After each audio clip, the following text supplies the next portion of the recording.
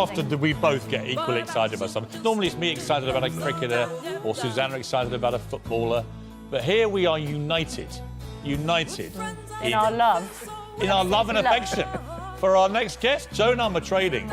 It's so nice to have you here. It's lovely to be here. And you were just saying off camera, and I want you to repeat it on camera, how much you love this programme. I do love this programme, and I watch you every morning, and I love it when it's you and Susanna. And I love the beginning bit where you all chatting, and it's very informal, and it's very funny quite often, and you go on too much, and I mean, it's great.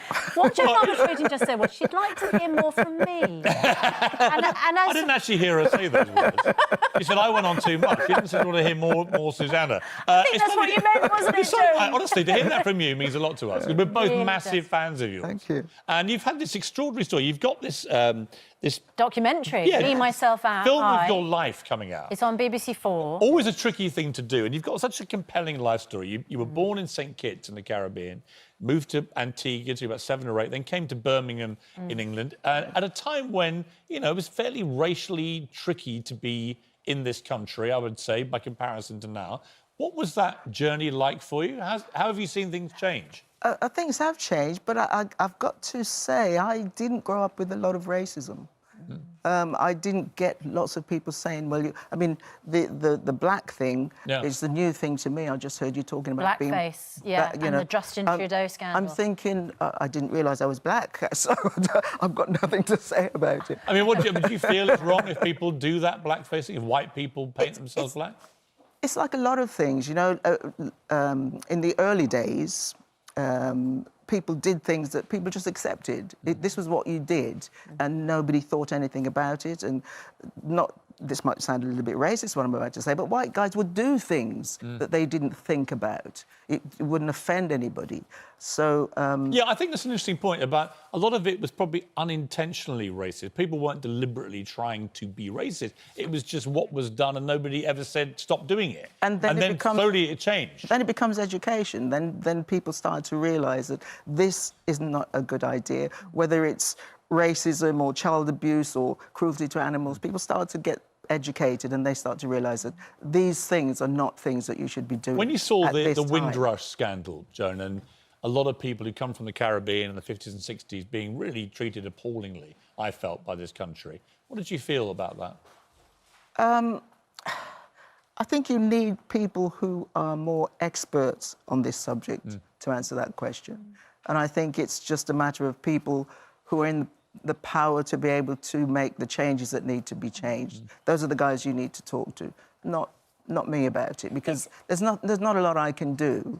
It was the kind of implication that people who come in that generation somehow weren't deemed to be properly British, which I found on their behalf extremely offensive. I don't think while they were here as people they were deemed to be not British. I think it's when they got to a certain sort of paperwork that they decided that they weren't British. And then, as I say, it's up to the guys who are able to sort that out, to sort it out. But black guys, in general, I think, had... obviously, racism was there, but black guys in general, I think, had quite a good treatment from Britain. If you went to other places, you really would know what racism was. If you went to America, you know, if you went to certain parts of America, and you saw... Don't even know if I should tell this story, but I'm going to tell it.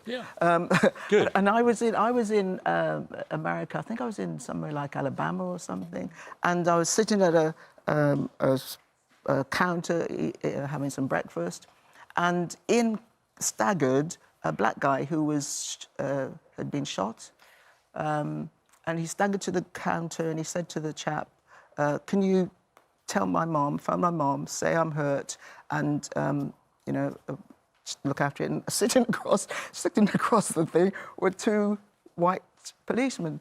And so I went over and I said, "Can you help this guy?" And they said, "No, we're eating." Are you serious? When was this? I'm serious. How long ago? This would be in the late 70s, early 80s. Unbelievable. That's what I'm saying. I don't know at that point you'd necessarily get that kind of thing happening here, or in lots of other countries. So it's the times, you know. What happened to the guy, by the way, Jane? Well, he left, he went out, and the guy got on the phone. Even as he was saying, "Can you phone my mom?" He got on the phone and called his mom, and then he left. Amazing story. You grew up in a house, didn't you, with a guitar, but you weren't allowed to play it. Yeah, my dad used to hide it.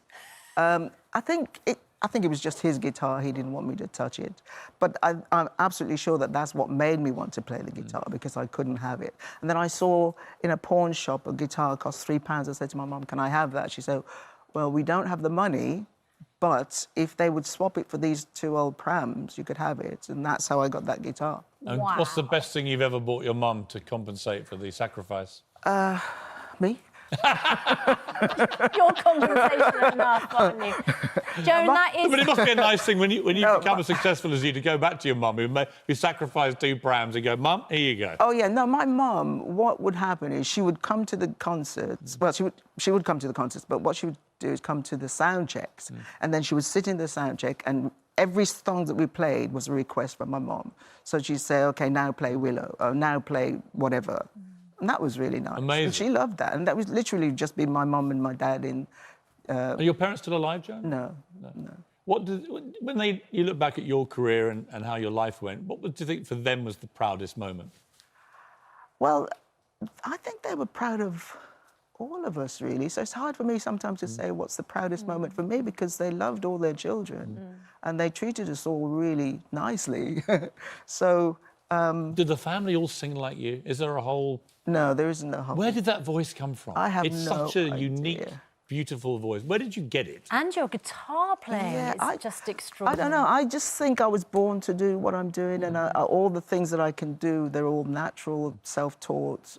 I kind of don't even think about that. I certainly don't think about my voice. My voice I use only because I'm writing, and to write I have to sing, so I sing because I write. Yes, because writing songs is what drives you, isn't it? Yeah. You have never been able to stop writing songs. Yeah. What's the one, if you had 3 minutes to live, you'd sing again? What's your favourite? Oh, my goodness. Oh, God, that's a good question. It's never been put to me in quite You're told, those Joan, terms. you've got 3 minutes. Sing one of your songs before it's over. OK. It's one of my songs, right? Yeah. I was going to say Tears of a Clown, but that's not one of my songs. What would be like one of yours? Probably something like Kissing and a Hugging, actually. Yeah. It's mine and Susanna's favourite. We're always kissing. We're always kissing and hugging. I was just saying to Joan, obviously love and affection. I mean, we all love and love affection, love and affection. yeah. But for me as well, Down to Zero Yeah. and Simon Yeah. and The Weakness in Me. We're proper fans, I'm afraid. Yeah, you are. A lot of those little crazy fans.